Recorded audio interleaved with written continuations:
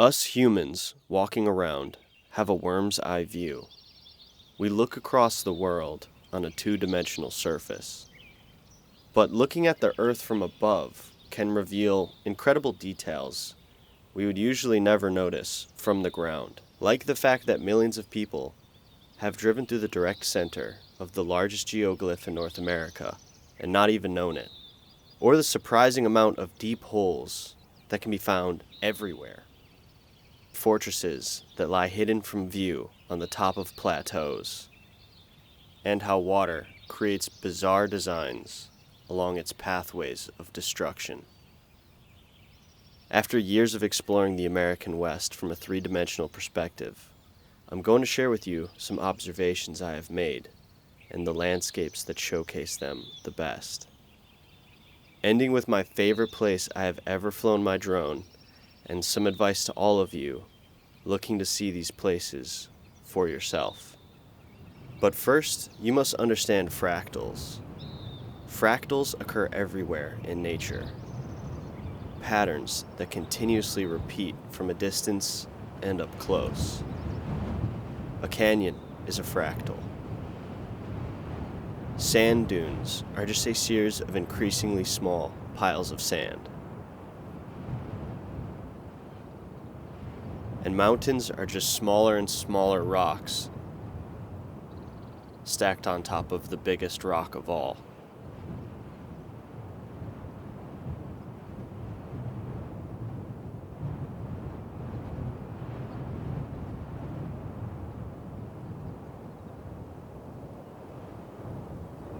I found these fractal patterns on the surface of the desert.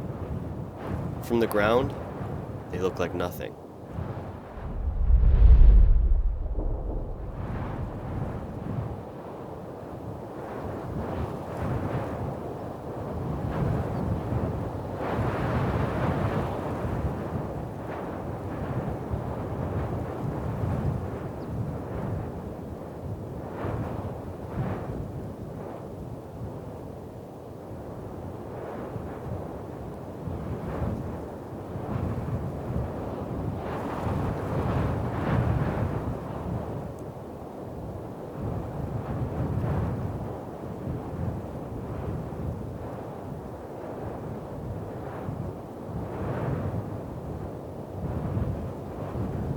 The nearby cliff band extended for miles in every direction.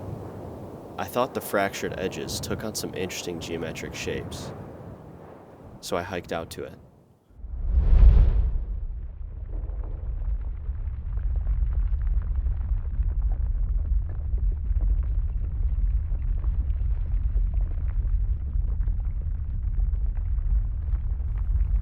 And I was surprised to see small shapes reflected in the large, and was reminded that this rock may have once looked more like this one.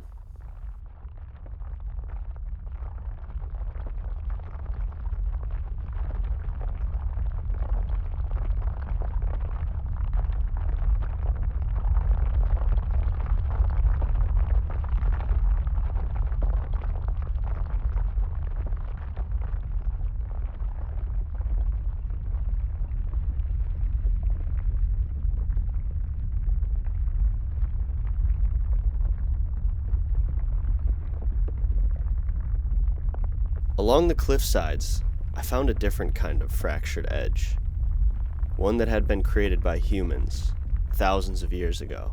See how this was sharpened out? Handheld little knife. The human story repeats itself in patterns too. There's evidence of it everywhere. You just need to know where to look.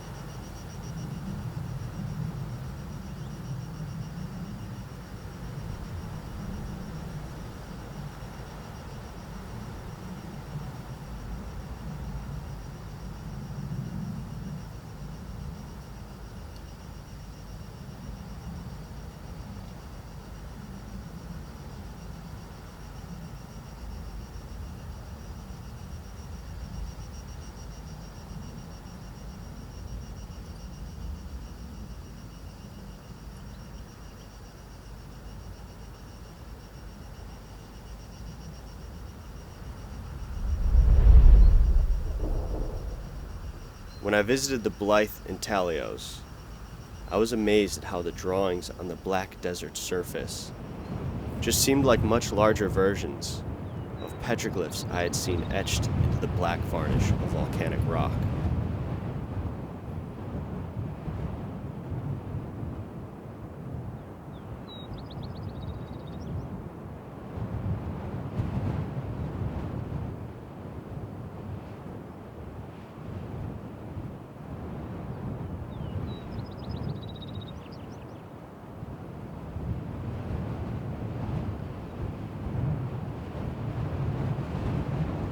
It was almost as if they were meant to be viewed from above.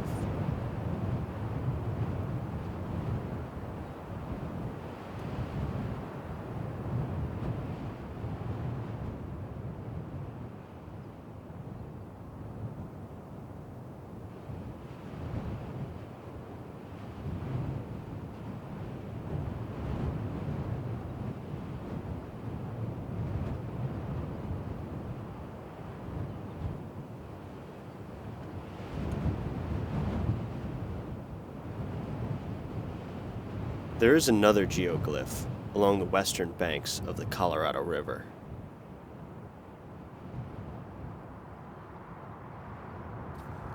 It's called the Topak Maze. If you have driven from California to Arizona, you might have driven directly through it and never even known. Even now, it's pretty massive, but I learned it used to be way bigger and extend all the way to the banks of the Colorado River. So I searched around Google Earth to see if I could find traces of its full extent. And sure enough, you can see, hundreds of feet on the other side of the highway, only the faintest traces of it still remaining.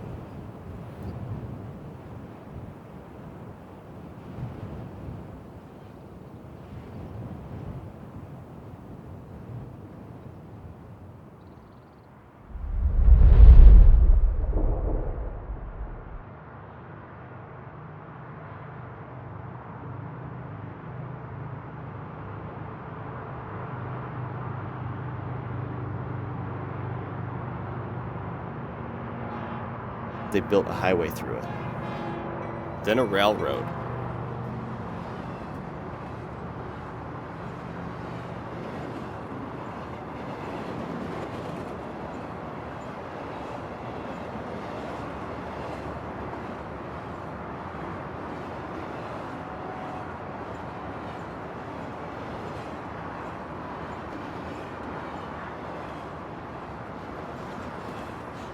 then a marina.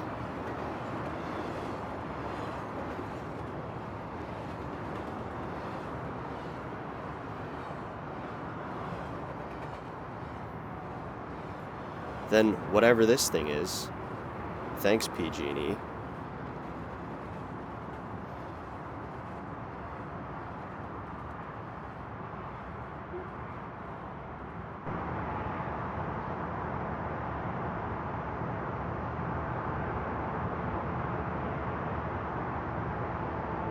And then just sort of erased it in places.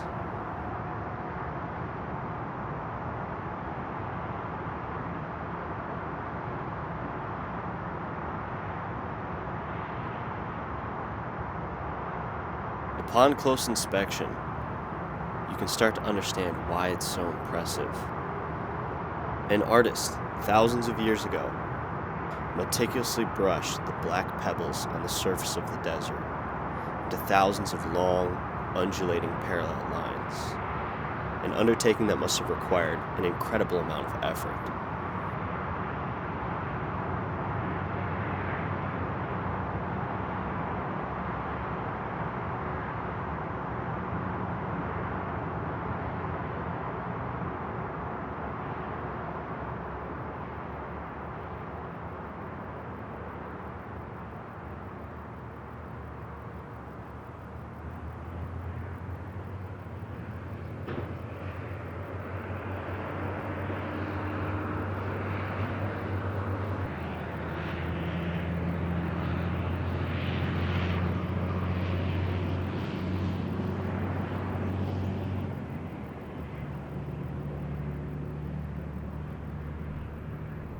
An unknown artist in the desert may have been inspired by these works.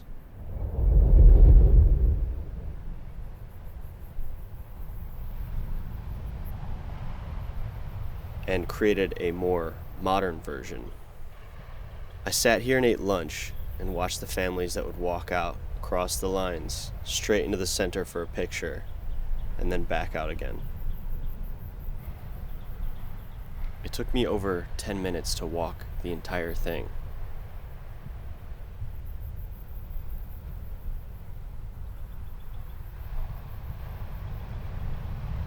The spiral is often theorized to represent a sort of portal, or pathway to another world. It can be found in ancient drawings, as well as nature.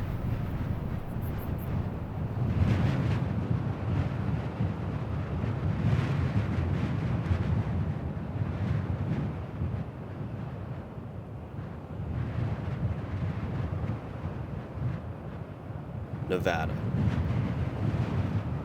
Every time I drive across it, I am blown away by its emptiness and the sheer volume of dust devils. I am consumed by a need to know what would happen if I flew my drone into the direct center of a dust devil. I fully anticipate it will not end well, but at this point, I'm willing to take that risk. They appear deceivingly lazy and slow from a distance, but I've come to learn that the biggest ones move surprisingly fast downwind, just a little faster than a drone's top speed, and they always seem to dissipate whenever I get close, except this one time. This is the closest I've ever gotten.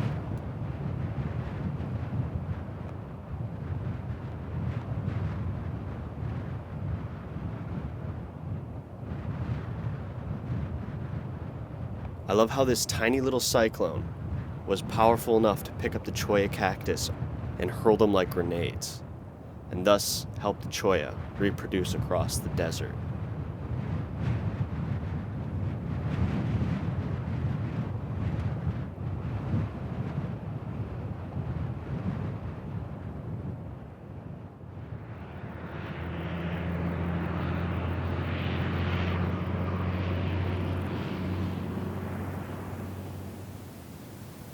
Almost all things that occur in a brief moment are invisible on Google Earth, given how long and slow geologic processes usually are. But there is one exception: lava tubes.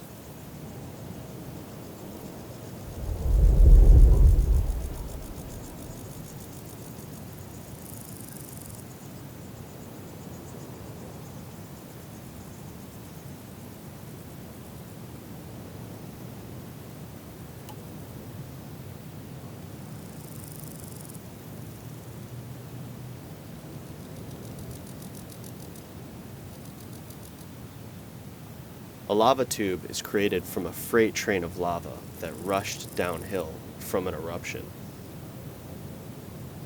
In a matter of minutes, the outer shell cooled in the air, while the central core continued downhill, resulting in a shell left behind.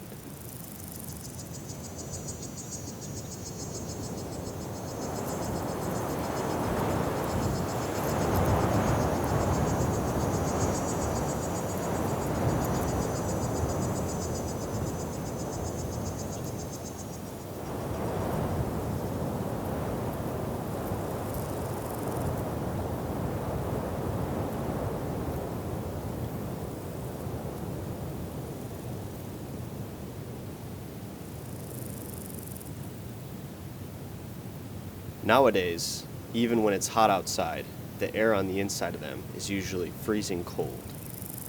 It's a strange contrast from the moment of its creation.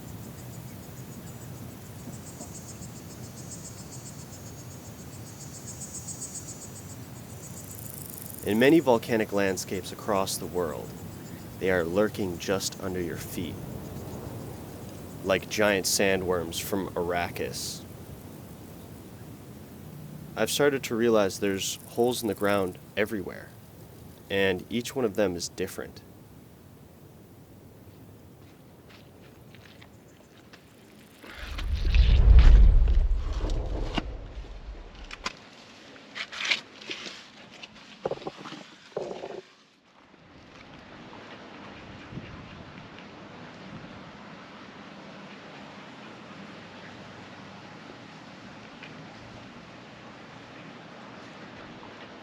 This one was created by a freshwater spring.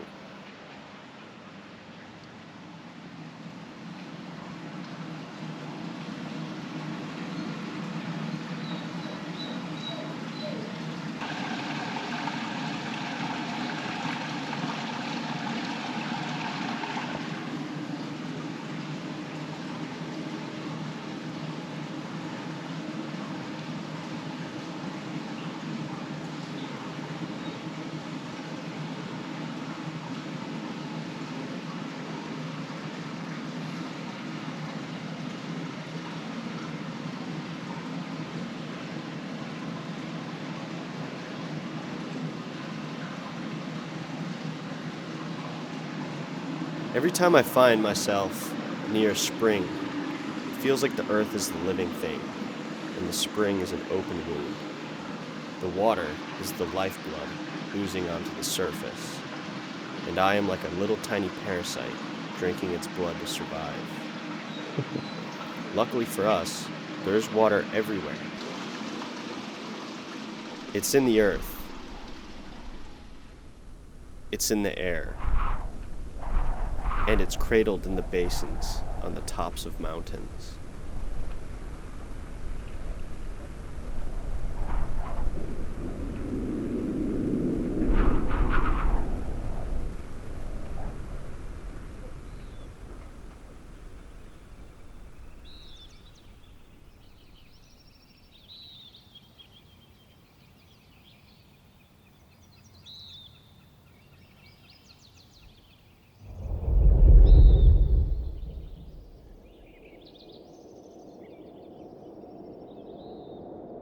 Weirdly enough, I couldn't get over how much the color scheme on the top of this freezing cold mountain reminded me of Hawaii. Probably because, just like Hawaii, this was a rich, volcanic landscape, just in a totally different part of the world.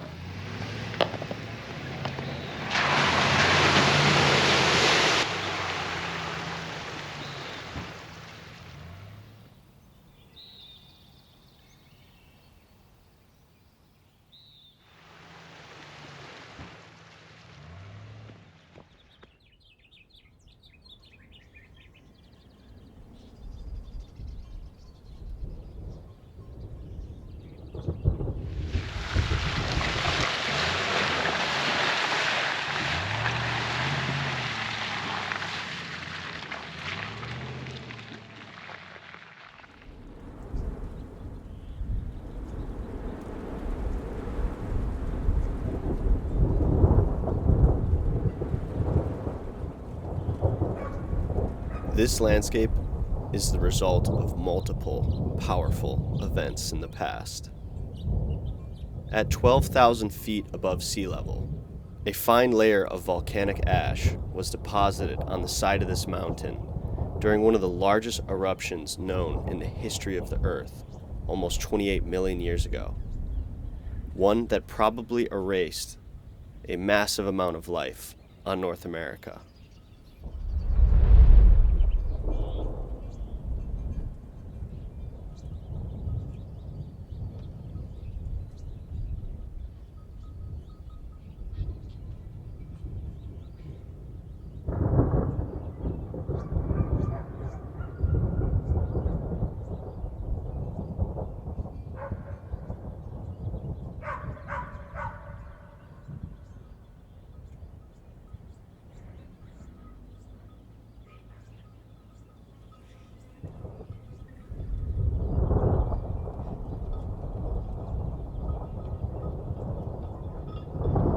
The ash was compressed into a soft layer of volcanic tuff that has been dissolved by the water ever since. It's a reminder that catastrophic events are often responsible for the most beautiful landscapes in the world.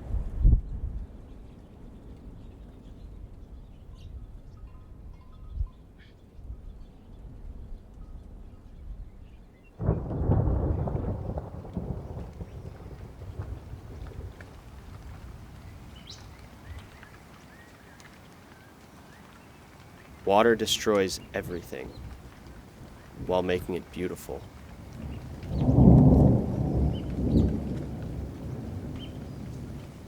If the Earth completely flooded tomorrow, a couple years from now, it would be a lush, green paradise.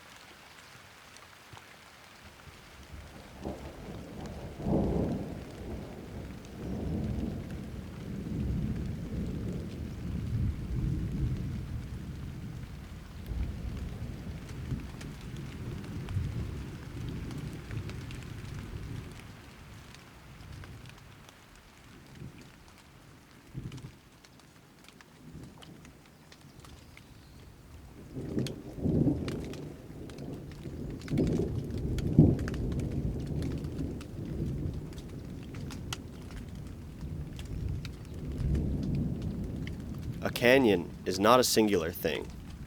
It represents a large channel connected to an infinitely dividing network of smaller pathways. No better place exemplifies this than the Colorado Plateau. I have found many places in it where the rocks appear to have been polished clean and sharpened into these massive spires.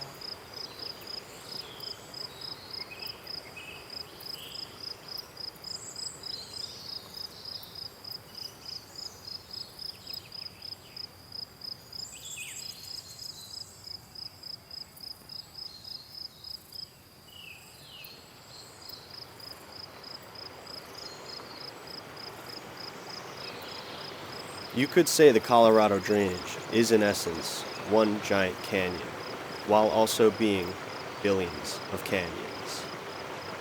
Every drop of rain that falls onto it flows down a pathway of increasingly large channels until it unites with the singular greatest canyon in the world, the Colorado River. Eventually flow out into the ocean. It no longer does.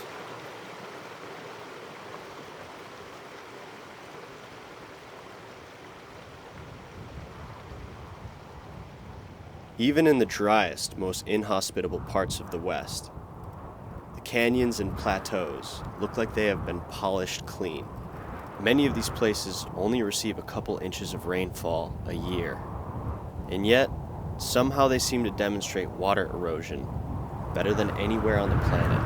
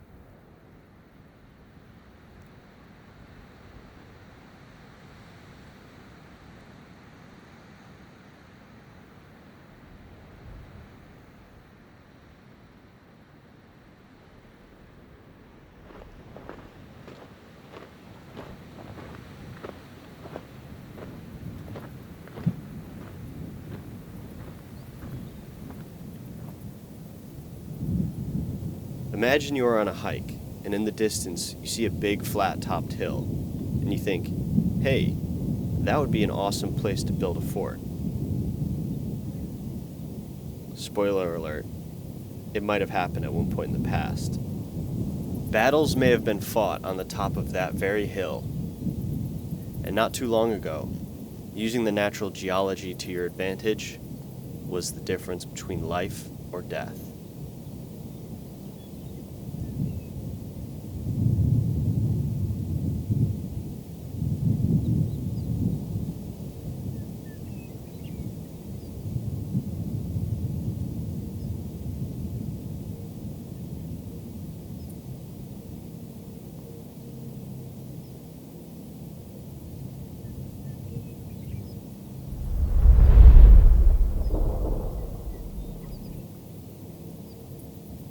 Around 1100 to 1400 AD, the indigenous Americans had an intense need to protect themselves. It may have been driven by a climactic change that created an outburst of violence and competition for resources in the West.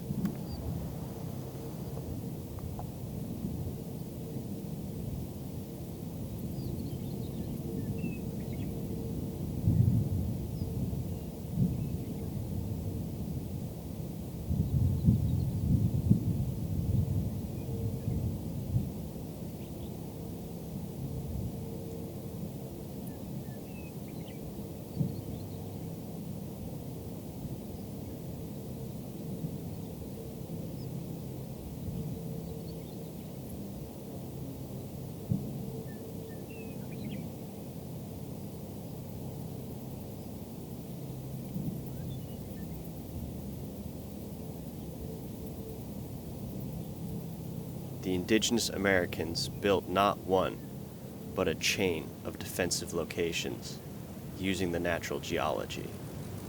These were amazingly hidden, and it took me a long time to find them. Everywhere across the world, you'll find fortresses on these elevated types of plateaus.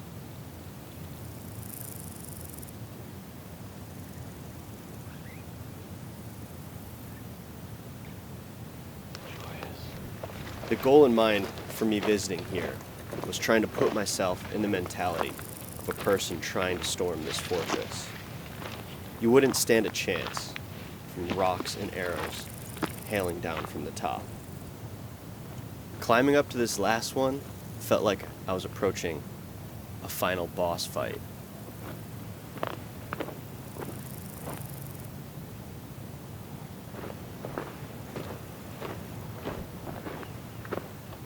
And I came to realize the Choyas are the real defender of this landscape now. Huh? Oh.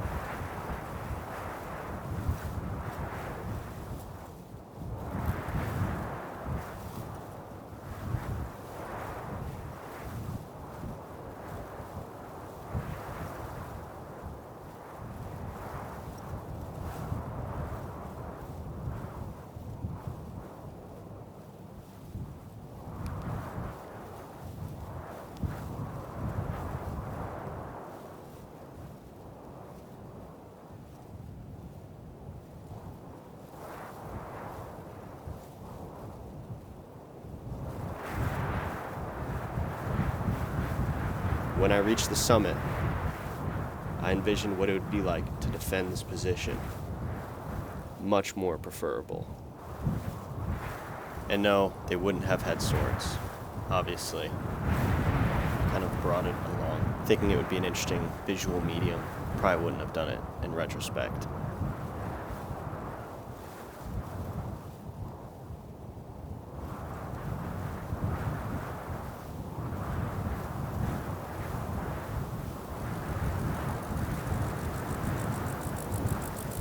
Its inaccessibility is exactly why it was so valuable to the people living in this area long ago, and is probably the reason why it still stands to this day.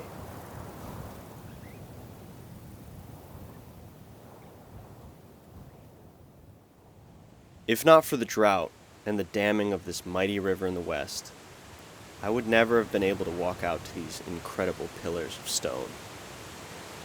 Until recent times, they had remained under the river's surface, being smoothed by billions of gallons of water every day.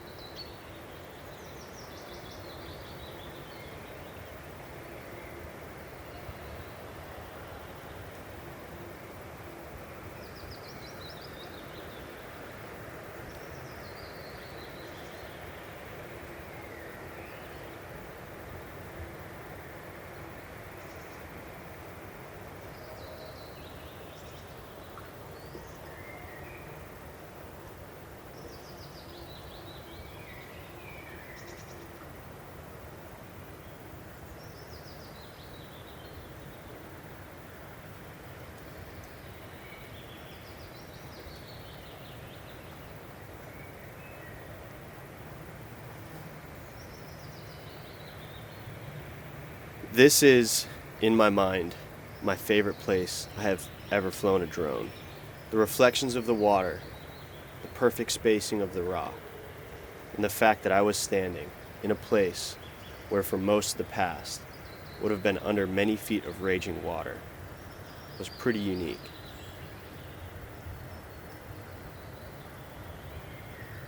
I am always on the hunt to accomplish a perfect 360 drone shot, one that I could create in an endless loop around an object. This is the closest I've ever gotten. Hope it doesn't make you too dizzy.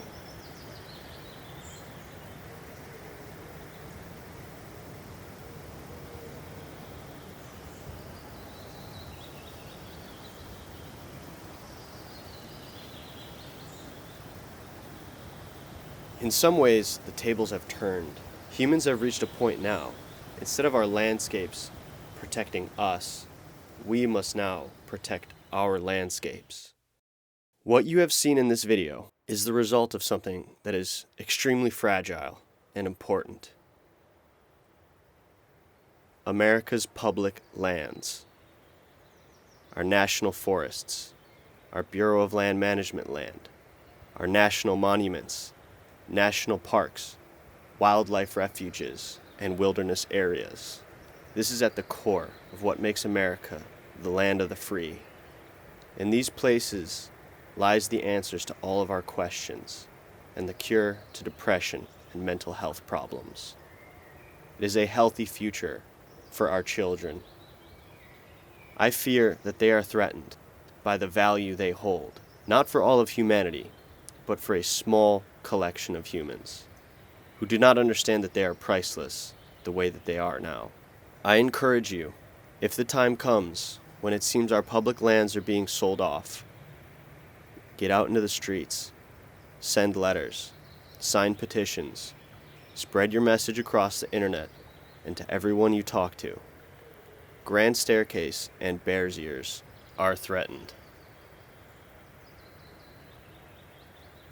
I plan on going to see all of it and sharing with you why it's so important. Together, we can keep the West wild and protect America's public lands. They have saved our lives, and together, we can make sure they stay protected. Thanks for watching this video. Hope you enjoyed, and make sure to subscribe to the POV channel.